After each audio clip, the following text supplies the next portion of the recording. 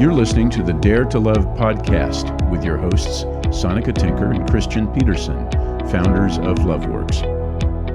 Hi, this is Christian Peterson, and welcome to the podcast. I will actually not really be your host today. So, yes, you'll hear in a moment. Sonica will be doing most of the talking. We are going to be talking about today, Sonica is going to be talking about today, how to move from victim to power and how to use taking 100% responsibility to support the process of moving more into our power as opposed to hanging out in a victim stance. Sonica is working on an article that will be published in our September newsletter, and I'm going to quote a little section from that here as we get started. She says, "I have learned from experience that the victim mindset comes with stories and beliefs about ourselves that we inadvertently reinforce in the course of living and play out in our relationships. Most often these beliefs include some variation of, I have no power here. I'm not going to get what I want. There's something wrong with me. I'm not enough. There's something wrong with you. This shouldn't be happening. Things are not going to turn out for me." To shift out of victim into power, we need to change our deep-seated stories. And this unquote, this is from the article. And as you'll hear in the podcast here, and what Sonica is sharing, she's going to be talking about the key element of how to take responsibility, and that there are 3 different ways to do that. One that pertains to the past, one that pertains to the present, and the third one, perhaps the most powerful one, pertains to how to use taking responsibility for the future. What you're about to hear is recorded from one of the coaching calls that we lead, that Sonica in this case led, for our year-long mastery program students, where we go into depth around all manner of aspects around relationships. So you'll hear that it's recorded from a telephone, so you'll hear the sound is a little different, but you can easily hear it loud and clear. And without further ado, I'm going to pass the mic over, so to speak, to Sonica, and she'll take it from there. We hope this is useful for you. So I just wrote an article actually for the newsletter this next month called From Victim to Power. And really it's all about this taking responsibility and owning our choices and moving from victim to power, taking responsibility. And I wanted to say, and some of you might have heard me say this before, and it bears repeating, because we have a tendency when we look at this whole notion of taking responsibility, one of the main ways we attempt to do that is by looking backwards at our cause. Like, what did we do that caused us to be where we are? What was our part in helping create this experience? And in my own experience of taking responsibility, that looking back can really be useful. Noticing the places where we made choices or we took particular directions or took particular actions that had consequences. And the benefit of looking back at those places where now in retrospect we would have made a different choice, given we're more aware, more educated, more in touch with ourselves and what's going on with us and with the impact of our actions on other people. It can be really useful to look back and look at those points of choice and see the possibility of being able to make a different choice that we can see now but we couldn't see then. And to use that opportunity of looking back as a learning opportunity for us to make different choices going forward, which is also reflected in your speaking, right? It's like, I want to learn from those. I want to not make those same mistakes going forward. I want to be the kind of person that I'm stepping myself more and more into. And really, if I had the opportunity to do a do-over, I would have done a bunch of those differently. And my intention is to move differently with those going forward.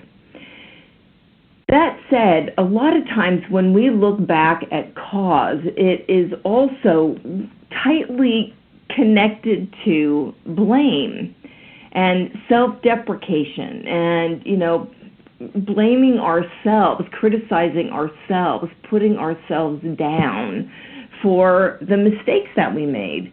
And so, really the intention of taking 100% responsibility, in my mind, right, the positive intent behind taking 100% responsibility is really putting ourselves back into a point of power where we can really make different choices right now going forward.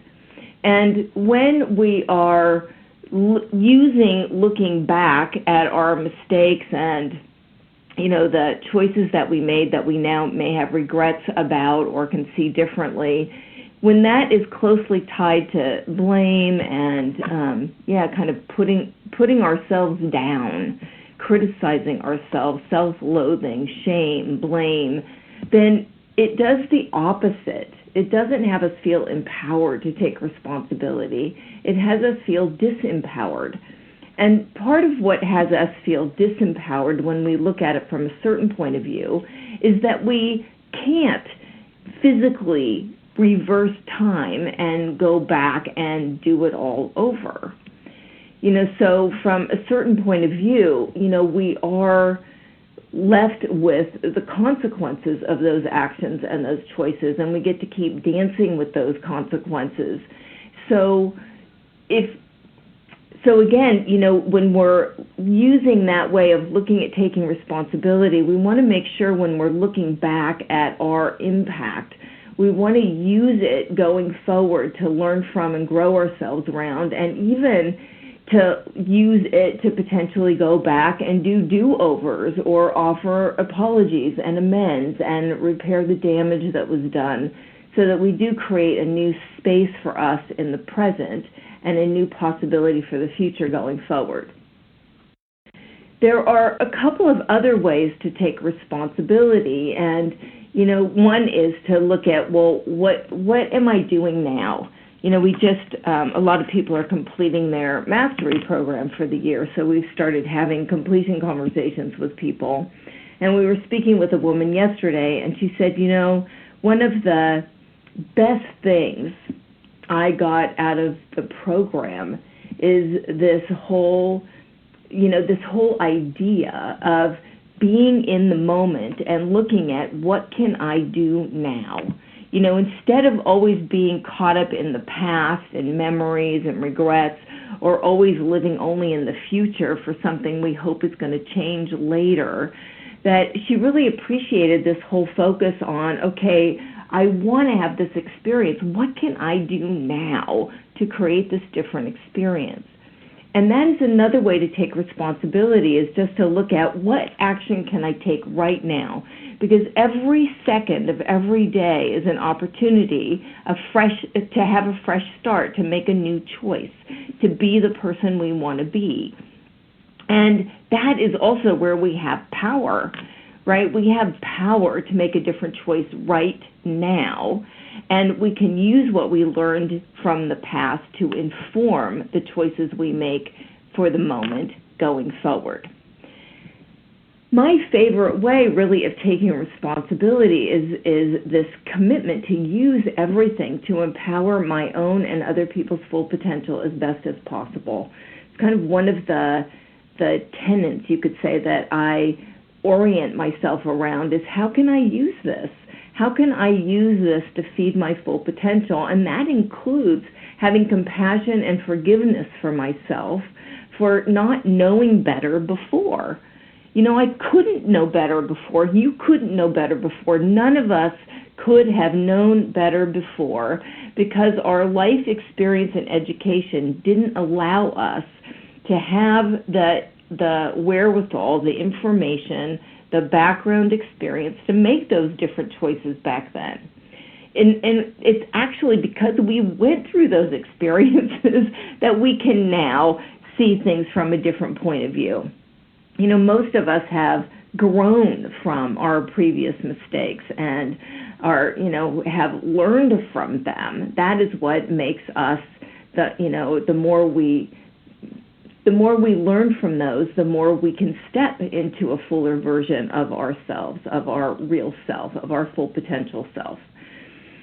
So really it's like, well, how can I use that? How can I use that going forward to be even more empowered? How can I use that experience that I had to make my current relationship with myself, with my partner, that, whether we stay together or split up, how with the person that I'm dating, with my children, with my parent, whoever, what can I do to make that relationship even better going forward?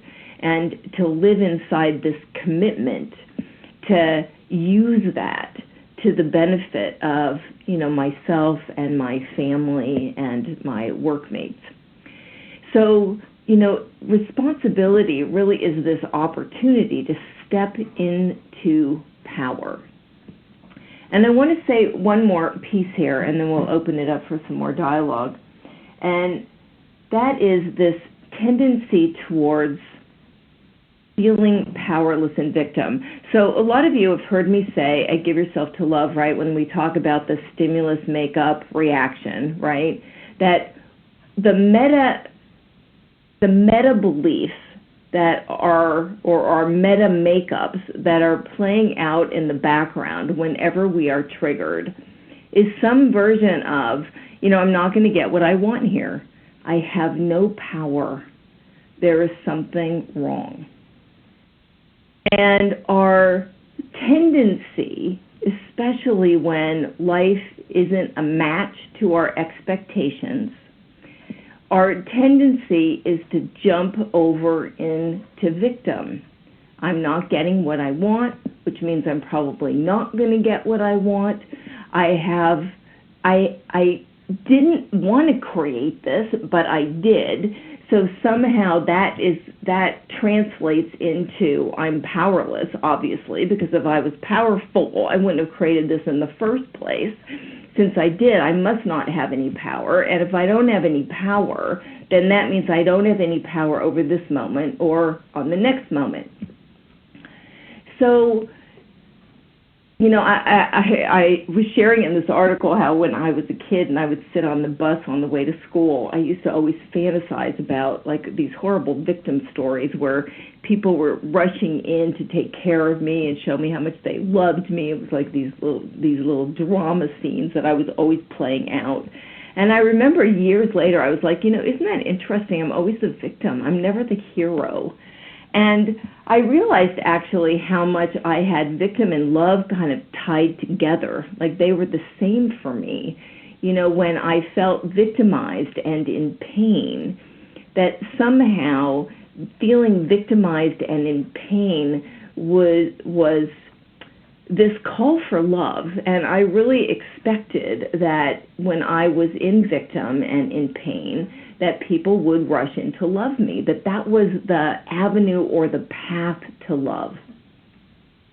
And it took a long time for me to uncouple those two and really see that victim and love are not the same, and that actually for me to experience true love required that I stay connected to my power, that I stay in this place of taking responsibility. And again, taking responsibility is this connection. It's a conscious choice to reconnect with my power. Taking responsibility. So let's just break down responsibility. Responsibility is the ability to respond. And I would actually add into that, it's the ability to respond powerfully. It's the ability to respond consciously with awareness. And it's the ability to respond in the direction that we want to go. Response is different to me. I make a distinction between response and reaction. Reaction is this knee-jerk limbic system, informed by our past reactivity from a triggered state. Response is a much more conscious, awake, aware move that we can make.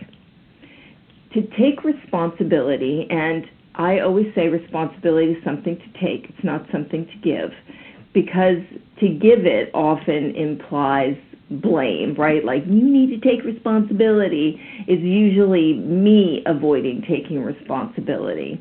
And we're not always ready to take responsibility. Sometimes it takes a while for us to be able to get back around. I know in my battering victim experience for a while, if somebody had said, you need to take I wasn't ready to explore my role until I was ready to explore my role. So for all of us, though, we can take responsibility and look for, where do I have the ability here to respond differently in this moment? How can I use whatever has happened in the past or up until a second ago?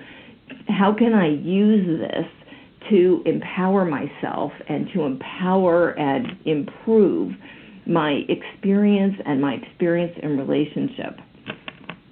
In that way, taking responsibility is connected to my power. And the second I step into my power, the second I step into what can I do now, how can I use this now, then I open myself up to connect in with this amazing creative force that lives in all of us, this amazing creative being that can always come up with something to do to improve my experience right now, or to take a different action, or to make a different choice. So again, it goes back to give yourself to love, right? Stepping into the openings. From there, as I stay in motion, I get to stay on this creative path of moving more and more towards what it is I really want to create. And in part, all of the things that can help us taking responsibility is not just living in the question, right? How can I use this? What can I do right now? If I were in my power right now, what would I do? It's not only living in the question, but it's also kind of matching up our body, mind, and spirit. So to regularly envision yourself as your full potential, to regularly identify yourself and reconnect with this masterful spirit creative being that you are.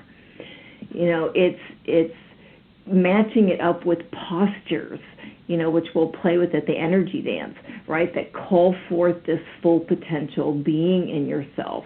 And it's taking care of your body so that your body can best support you to be a match to this full potential being. So it really is, taking responsibility is really this, I'm going to step into my power. I'm going to play with here, owning my power, owning my choices, owning and taking responsibility for what I've done in the past, and more importantly, using it to learn from, to grow myself, to grow the people around me that I love, to improve my life experience and to improve the life experience of other people around me. So I'm saying all of that for all of us to be able to drop more down into our power and to really take notice of the places where we are knee-jerk pulled back into victim, where we say things like, I can't, or this isn't what I wanted, or I have no power here, or I'm stuck here, or this, blaming other people for our experience. To start paying attention to those places where we inadvertently reinforce our own powerlessness rather than reinforcing our powerfulness and reconnecting with our resourcefulness, right, which is really resourcing ourselves, right, fully, so that we can tune in and take different actions now. And we hope that this will be useful for you to take better actions that propel you more towards an empowered state in yourself, towards more of what you want, of who you want to be, and of creating the kinds of relationships that you want to have in your life. That is all we have for you today in the podcast. We sincerely hope that was useful, and we look very forward to being with you on the next episode. Until then, have a good time. You've been listening to the Dare to Love podcast with your host, Sonika Tinker and Christian Peterson, founders of LoveWorks. If you found this valuable, please hit the share button and share with your friends on Facebook, Twitter, Instagram, or your other favorite hangouts. You can find more about Sonika and Christian's work at loveworksforyou.com.